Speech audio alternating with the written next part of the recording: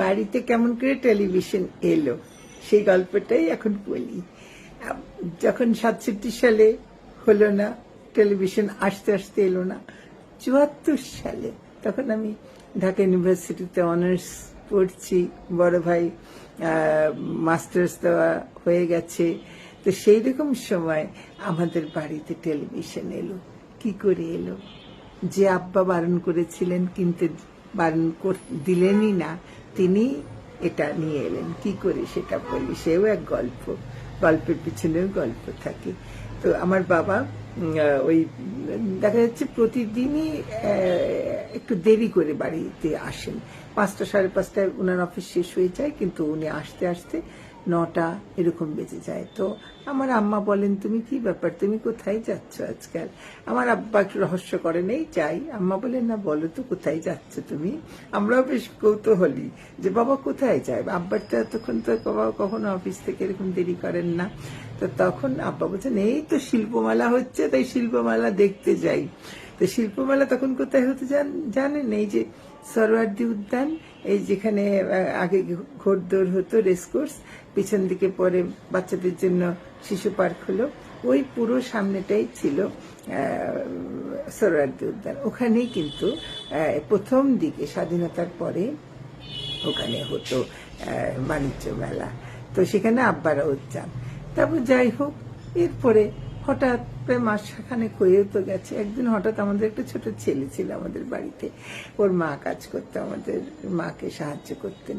তো সেই শহীদ দৌড়াতে দৌড়াতে এসছে, শিগগিরই আসেন খালাম্মা, শিগগিরই আসেন খালাম্মা, নানা জানি কি নিয়ে আসছে। আরে নানা কি নিয়ে আসছে? বলে জানি না, রিক্সার মধ্যে একটু বড় বাক্স ও দেখেছে। তো তখন আমাদের একতলা বাড়ি, সেখানে আমরা ওই নিচে গেট, আমি তো গেছি, কি দেখছি রিক্সাওয়ালা, আমার আব্বা আর ওই ছোট ছেলে, সেও হাত লাগাচ্ছে। আমার ভাইও দৌড়ে গিয়ে, বড় ভাইও তুলছেন, ভারী তো। বড় ভাই বলছে, বাবারে ভারী তো রে, কি আছে এর মধ্যে? আব্বা কিছু বলছেন না। তারপরে যখন ঘরের ড্রয়িং রুমে নিয়ে এসছেন, রাত তখন 9টা বাজে বোধহয়। তারপরে রিক্সাওয়ালা চলে গেল। তারপরে আম্মা বলছেন, কি এনেছো এতে? আমি তো এক্সাইটেড, ব্যাপার কি, আম্মা কি নিয়ে এলো? তারপরে আব্বা বলছেন, খোলো খোলো। তারপরে খুলে দেখা গেল, ও মা, এ তো টেলিভিশন। ও মা, কি সুন্দর টেলিভিশন। বাবা বলছেন, নিয়ে এলাম, এখন দেখো, তোমরা তখন বড় হয়েছো, এখন তোমাদের জন্য নিয়ে আসা যায়। ও মা, সে কি আমাদের আনন্দ ধরে না। তখন আব্বা আম্মাকে বলছেন, তুমি তো আমাকে সবসময় বলছো কদিন ধরে যে আমি কোথায় যাই কোথায় যাই, শোনো তবে এই টেলিভিশন কেনার গল্পটা শোনো। বলে তিনি বলছেন যে আমি রোজ যাই, এই তখন সিটিজেন কোম্পানি, একটা ফ্যাক্টো কোম্পানি, আর সিটিজেন বের করেছে, আর ফিলিপসেরও ছিল।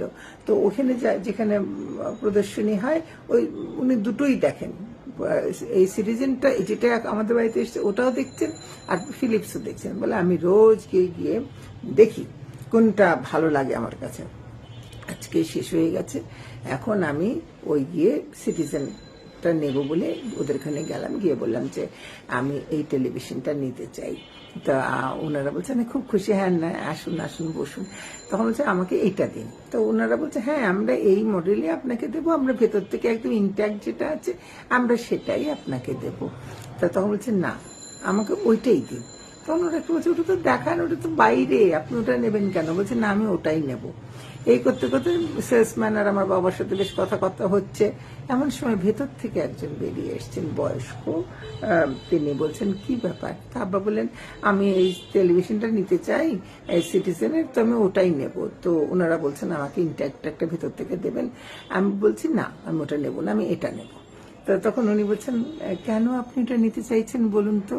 তো তখন বলছেন যে, দেখুন আপনারা তো লোকদের ভালো জিনিস দেখাবেন বলেই ভালো জিনিসটাই বাইরে রেখেছেন। তা আমি 1 মাস ধরে এদেরকে এইটাও দেখছি, রোজ এসে দেখছি। তা আমার মনে হয়েছে যে জিনিসটা আপনারা জনগণের জন্য রেখেছেন দেখাতে, ওটা খারাপ হতে পারে না, ওটাই ভালো হবে। তাই সেই জন্য মনে হচ্ছে আমি ভেতর থেকে ভালো জিনিসই আপনারা দেবেন, কিন্তু আমার মন বলছে আমি ওটা নিতে চাই, আমার কাছে মনে হচ্ছে ওটাই ভালো হবে। এই কথা বলার পরে ভদ্রলোক খুব হাসছেন, মুরব্বী মানুষ নাকি। উনি বলছেন যে, আপনার দূরদর্শিতা দেখে খুব ভালো লাগলো। আমি এখানকার চিফ ইঞ্জিনিয়ার ফ্যাক্টর। তো আমি ওটা অ্যাসেম্বল করেছি। তখন তো আর আমাদের দেশে এইসব পার্টস থাকতো না, বাইরের থেকে আসতো। তো সেইটা আমি আমার নিজের হাতে ওটা করেছি। এবং সত্যি আমার মনে হয় যে আপনার পছন্দটা খুব ভালো, যার জন্য আপনি বুঝতে পেরেছেন যে ওটা ভালো হবে।